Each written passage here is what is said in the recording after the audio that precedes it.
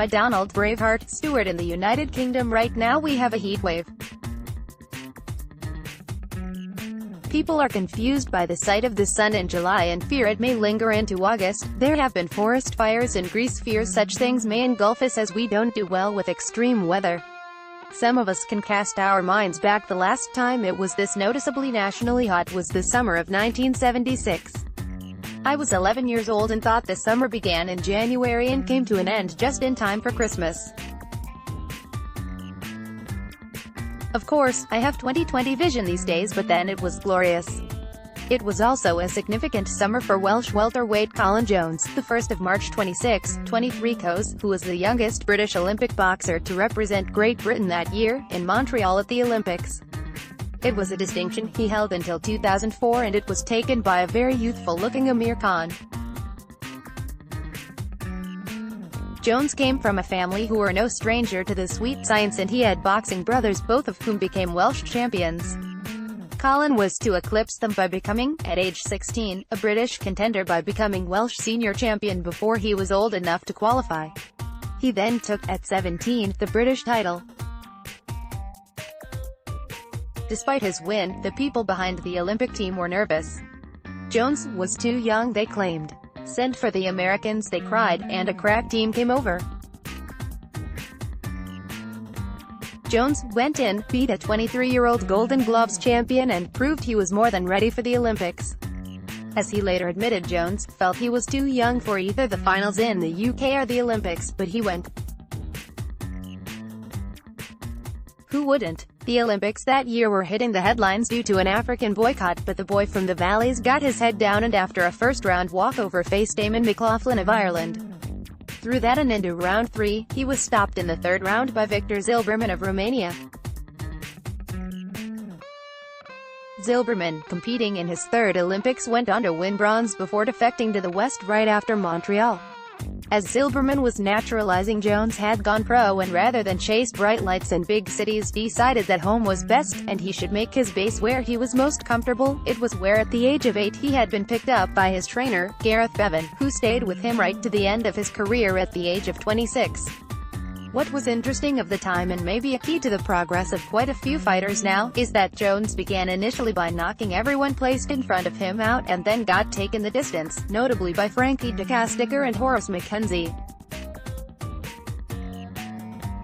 His team had guided Jones well for his first few fights and then purposefully stepped up the level of opposition to give him new experiences and a good enough grounding for what was coming next.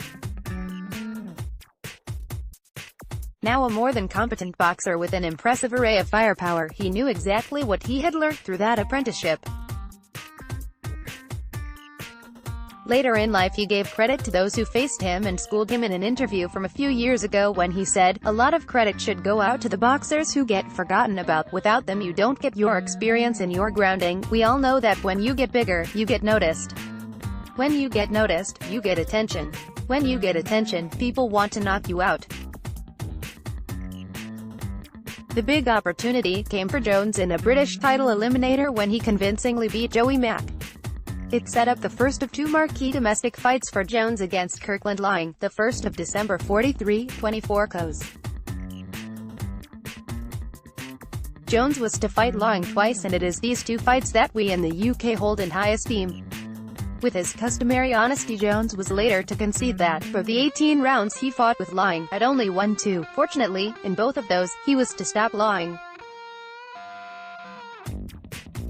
In the first fight, in April 1980, Lying had set up a convincing lead that by the 9th was looking unassailable. Lying then unleashed what he thought were power shots, but were anything but in Jones knew. It was in the 9th that Jones, who was always a later round fighter, knew that all he needed was to unload. So, he did, and it got stopped. He faced Kirkland again in 1981 and we got Lying ahead, then Jones stopped him, in the 9th, déjà vu. This time though Jones tasted canvas, though was unhappy at a few blows that were aimed and hit low. He even claimed one nearly broke his kneecap. By now, people not only knew him as a puncher but also as a decent boxer.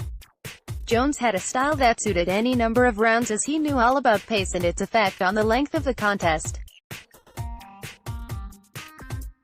He was just as tactically comfortable in a 4 or 6 or 10 rounder he would just fire up that wee bit earlier. After his second win against Lawing, he was now the outright owner of the Lonsdale British Championship belt. His first loss hurt in more ways than one.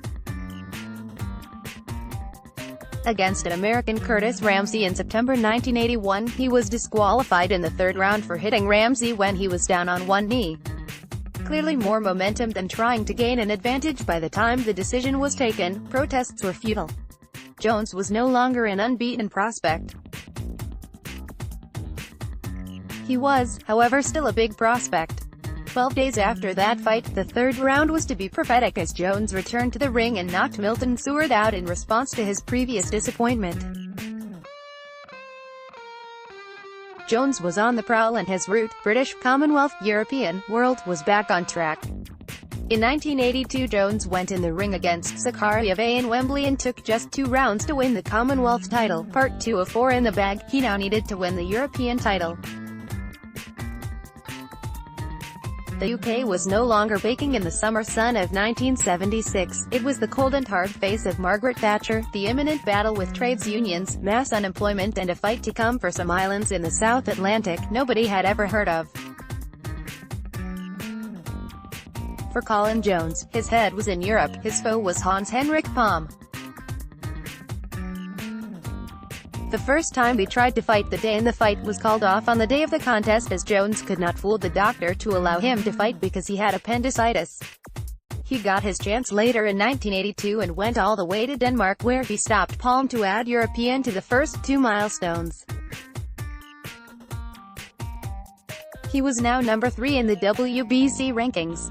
Next, Kronk, King and McCrory, the gym, the promoter, the fighter.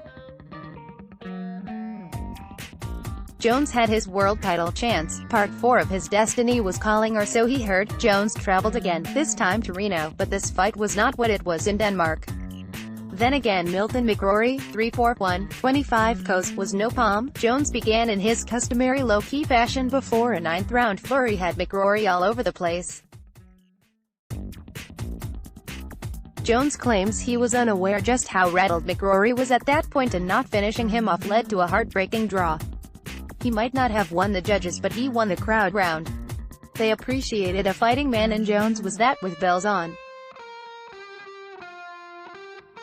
A rematch was ordered and in 100-degree heat Jones fought McCrory again, this time, in Vegas.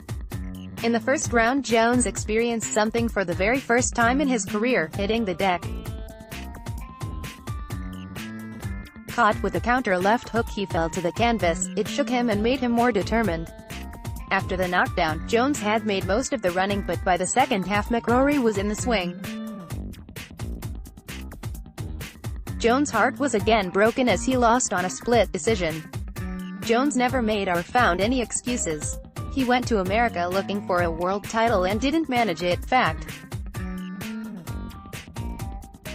Whilst McCrory had not managed to beat Jones convincingly in the ring, it was suggested that Don King beat him outside it as he made sure the fight happened in the afternoon in conditions that would suit McCrory more than Jones. Ever the realist, Jones knew he was back to climbing a mountain again, 10-round fights to rebuild towards another world title shot, and he got it. By now though, the thought of getting out of bed to run in the dark and making the long day and hours in the gym pay dividend were becoming less attractive by those hours. For 1985 though, his promoter, Frank Warren, delivered his third title fight, against Donald Curry, 34-6, 25 KOs. Curry was 9 months away from losing his crowns to another British fighter in Lloyd Honeyghan in the USA, but for Jones he travelled to the UK and Birmingham in January to put his IBF and WBA welterweight titles on the line. Jones was not to fare well in the contest. Badly cut at the end of round 3, he was desperate, and if his body had been silently screaming for him to stop, it reached a crescendo in the National Exhibition Centre on the 19th of January as Curry stopped Jones in the 4th round and sent him into retirement. He was 25-year-old. Jones passed on his love of the game to the next generation by working with the Welsh amateur setup. His love of the craft is matched by his disdain for the professional game. Looking on from the sidelines, he sees characters with titles that could not lace the gloves of his idols, Ken Buchanan or Muhammad Ali. Many could not lace his gloves as he was a boxer of immense ability and guile. His proximity to world honors shows how tough it was to be a world champion at a time when being one was all there was to be. Contact the feature writer.